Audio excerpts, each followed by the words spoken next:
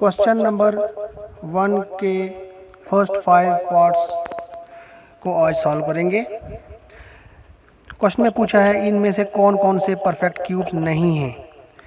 तो हमें चेक करना है, इन पांचों पार्ट्स को हम स्टडी करेंगे कि हमें इनको किस तरीके से पहचानना है कि ये परफेक्ट क्यूब्स हैं या नहीं हैं। फर्स्ट पार्ट है 216, उसके बाद 128, उसके बाद 1000, फिर 100, फिर 46,656। तो इन पांचों पार्ट्स को हमने समझना है तो कि ये परफेक्ट क्यूब्स इनमें से कौन कौन से हैं या नहीं हैं। तो एक्सरसाइज 7.1 के क्वेश्चन समझने के लिए सबसे पहले हमें यहाँ पे इस चार्ट पे नज़र डालनी है। ये जो चार्ट मैंने बनाया है इसमें फर्स्ट कॉलम में नेचुरल नंबर्स 1 to 10, सेकंड में उनका क्यूब्स और थर्ड में उनके क्यूब का यूनिट्स डिजिट। जैसे ये नंबर है 4, क्यूब के लिए किसी नंबर का क्यूब करेंगे तो उसकी पावर 3 होती है। ये इसको पढ़ते हैं 2 क्यूब, तो इसकी सोल्यूशन होती है 2 को 3 टाइम्स मल्टीप्लाई करते हैं तो 2 × 2 × 2 करके हमें क्या मिल जाता है 8। इस तरह से 2 का क्यूब 8। 4 का क्यूब है, 4 को भी 3 टाइम्स मल्टीप्लाई करेंगे तो ये हमें मिलेगा 64। तो 4 का क्यूब हो गया 64। अभी समझा भी आपने, 4 का क्यूब होता है 64। 4 को 3 टाइम्स मल्टीप्लाई करके हमें 64 ऑफ 10 होता है। तो 64 का हमें सिर्फ यूनिट डिजिट लेना है 4। 5 का क्यूब 125, उसका यूनिट डिजिट 5। इस तरह से सभी फर्स्ट 10 नेचुरल नंबर्स का क्यूब किया हुआ है और उनके यूनिट्स डिजिट को यहाँ पे लिया हुआ है। जैसे पार्ट नंबर फर्स्ट में है 128, तो 120 पार्ट नंबर सेकंड में है 128। पार्ट नंबर फर्स्ट में है 216। तो 216 हमने समझना है कि ये परफेक्ट क्यूब है या नहीं, यह किसी नंबर का क्यूब है या नहीं। तो उसके लिए हमें सिर्फ यूनिट डिजिट देखना है 6 किस वाले नंबर का आया हुआ है 6 का। तो ये परफेक्ट क्यूब हो गया 6 का। हमें क्वेश्चन में पूछे हुए हैं जो नहीं है वो बताने हैं। सेकंड पार्ट है 128। 128 के लिए भी हमें सिर्फ यूनिट डिजिट देखना है 8 जो है वो 2 वाले का यूनिट डिजिट है, ठीक है। 8 2 का यूनिट डिजिट है, 2 का क्यूब 8 होता है, 128 नहीं होता, इसलिए सेकंड पार्ट जो है वो परफेक्ट क्यूब नहीं है। थर्ड पार्ट में दिया हुआ है 1000 का यूनिट डिजिट 0 है, तो 0 वाला 1000 जो 3 0 वाला जिसका यूनिट डिजिट 0 है उसका नंबर 10 है, तो ये भी परफेक्ट क्यूब है। पार्ट नंबर 4 में दिया हुआ है 100 नहीं है क्योंकि 0 वाला 10 का होता है और उसका क्यूब 3 0 में होता है, तो 2 0 100 के 2 0 होते हैं, ये भी नहीं है। अब है पार्ट नंबर 5। देखते हैं पार्ट नंबर 5 को। फिफ्थ पार्ट में हमें दिया हुआ है वैल्यू 46656, 46,656। तो ये वैल्यू हमें चेक करनी है कि ये परफेक्ट क्यूब है या नहीं है। तो इसको चेक करने के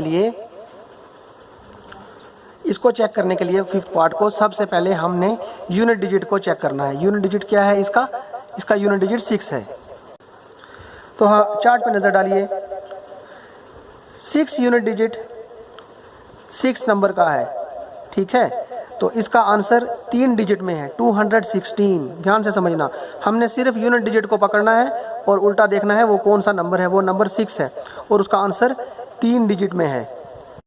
तो उसका आंसर 3 डिजिट में था 216। इस तरह से इसके 3 डिजिट कट जाएंगे और नंबर अभी आपने देखा है, नंबर हमें मिला है 6।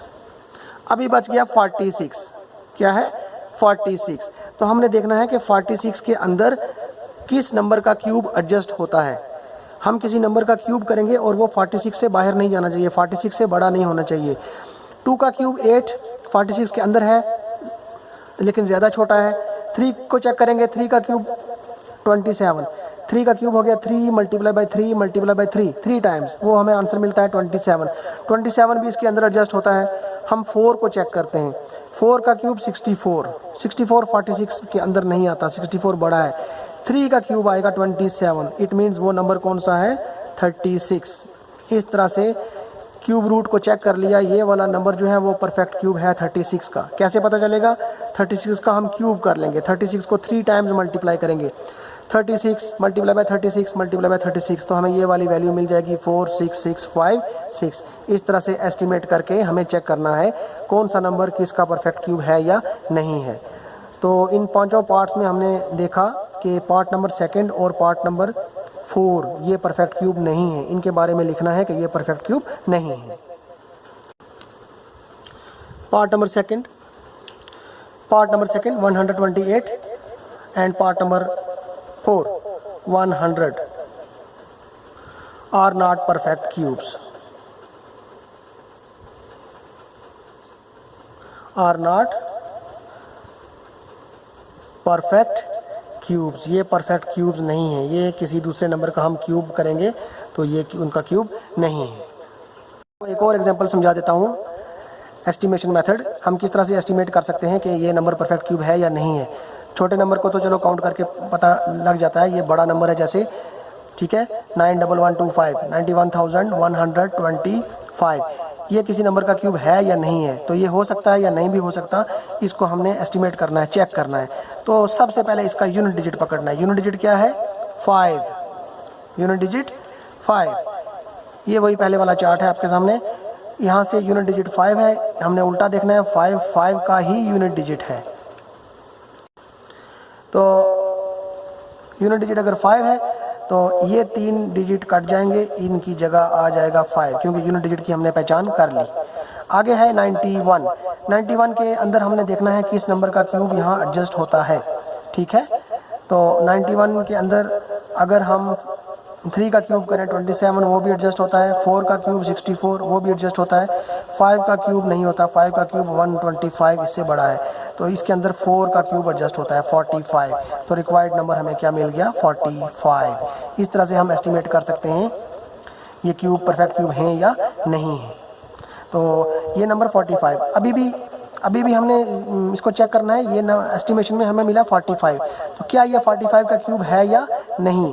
तो हमें रफ पे 45 का क्यूब करना है, मतलब 45 को 3 टाइम्स मल्टीप्लाई करना है। 45 मल्टीप्लाई बाय 45 मल्टीप्लाई बाय 45, तो हमें ये वाला नंबर मिल जाएगा। तो ये हो जाएगा परफेक्ट क्यूब। नहीं मिलेगा तो ये 45 का क्यूब नहीं है, फिर ये नंबर परफेक्ट क्यूब नहीं है।